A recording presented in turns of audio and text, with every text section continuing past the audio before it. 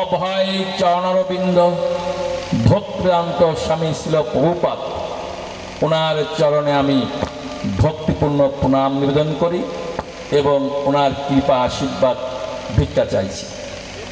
এখানে আজকে আমাদের মাঝে উপস্থিত হয়েছেন আমাদের অতি পূজনীয় এবং আমাদের পরম শ্রদ্ধাশীল ছিল ভক্তি বিজয় ভাগবত স্বামী মহারাজ।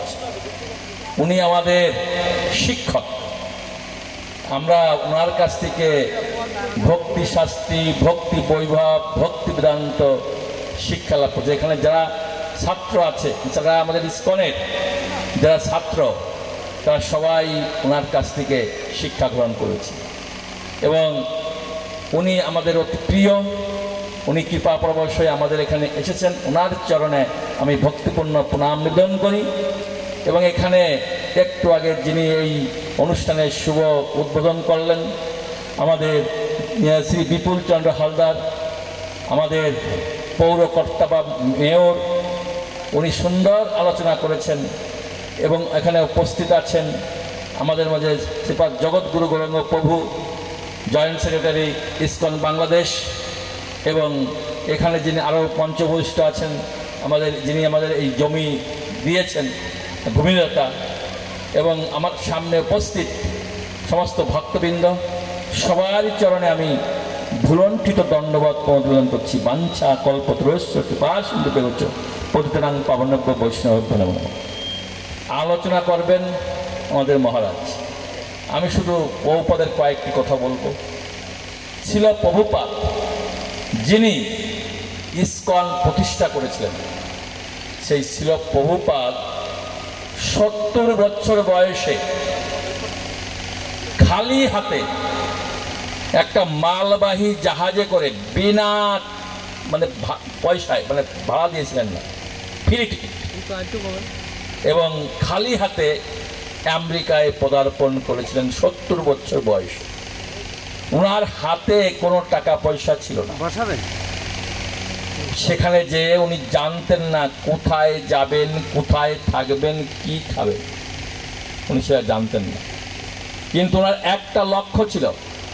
ওনার গুরুদেব বলেছিল যে তোমরা পাশ্চাত্য দেশে যেয়ে ইংরাজি ভাষায় যদি কৃষ্ণ ভাবনা প্রচার করতে পারো, তাহলে পাশ্চাত্য দেশের লোকেরা যারা সমাজ থেকে বিতাড়িত, সংসার থেকে বিতাড়িত, যারা মদ খায়, গাঁজা খায় এবং অবৈধ সঙ্গ করে, তাদের মধ্যে যদি কৃষ্ণ ভাবনাটা প্রচার করতে পারো, তাহলে তারা এটা গ্রহণ করবে এবং তারা একসময় কৃষ্ণ ভক্ত হবে এবং অন্তিমে তারা ভগবত ধামে যেতে পারবে। ছিল প্রভুপাদ এই গুরুদেবের এই কথা, গুরুমুখ পদ্মবাক্য চিত্তেতে করিয়ায়ক্য আর না করিও মনে আশা, সেটা উনি সেই গুরুদেবের নির্দেশ উনি অক্ষর অক্ষরে পালন করার জন্যেই উনি এই আমেরিকায় পদার্পণ করেছিলেন। এবং আমেরিকায় যে সবচাইতে খারাপ জায়গা, যেখানে লোকেরা মদ খায়, গাঁজা খায়, অবৈধ নারী সঙ্গ করে, জুয়া খেলে, পেট ভরে মাছ মাংস খায়, সেখানে যে উনি প্রচার শুরু করলেন। প্রথম উনি একটা গাছের নিচে বসে করতাল বাজিয়ে কলিযুগের যুগধর্ম, যে যুগধর্ম শ্রীমান চৈতন্য মহাপ্রভু এই গোলক ধাম থেকে এই নিয়ে এসেছেন, সেই যুগধর্ম হরে কৃষ্ণ কৃষ্ণ কৃষ্ণ হরে হরে, হরে রাম রাম রাম হরে হরে, করতাল বাজিয়ে একটা পাইন গাছের নিচে বসে উনি করতাল বাজিয়ে হরিনাম করেছিলেন। প্রভুপাদ ছিলেন শুদ্ধ ভক্ত। ওনার ভগবানের প্রতি 100% বিশ্বাস ছিল, গুরুদেবের প্রতি 100% বিশ্বাস ছিল, বৈষ্ণবের প্রতি 100% বিশ্বাস ছিল, হরিনামের প্রতি 100% বিশ্বাস ছিল, কলিযুগের যুগধর্মের প্রতি।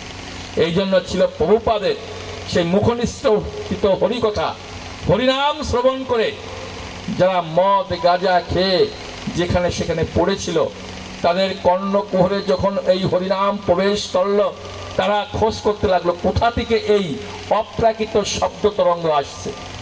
ওরা তো বুঝতো না যেটা হরিনাম, জানতো না এটা হরিনাম, কিন্তু তাদের এই নাম তাদের এত ভালো লেগেছিল, তারা খোঁজ করতেছিল কোথা থেকে এই ট্রান্সেন্ডেন্টাল ভাইব্রেশন, অপ্রাকৃত শব্দ তরঙ্গ কোথা থেকে আসছে। খোঁজ করতে করতে করতে করতে তারা যেয়ে দেখে একটা গাছের নিচে বসে একজন বৃদ্ধ মানুষ করতাল বাজিয়ে হরে কৃষ্ণা কৃষ্ণা কৃষ্ণা হরে হরে, হরে রাম রাম রাম হরে হরে। তাদের এই হরিনাম এত ভালো লেগেছিল, তারা ছিল প্রভুপাদকে ঘিরে বসেছিল। প্রভুপাদ হরিনাম করতেন, ওরাও হরিনাম করত। প্রভুপাদ নৃত্য করতেন, ওরাও প্রভুপাদের সঙ্গে নৃত্য করতেন, তালে বেতালে, সুরে বেসুরে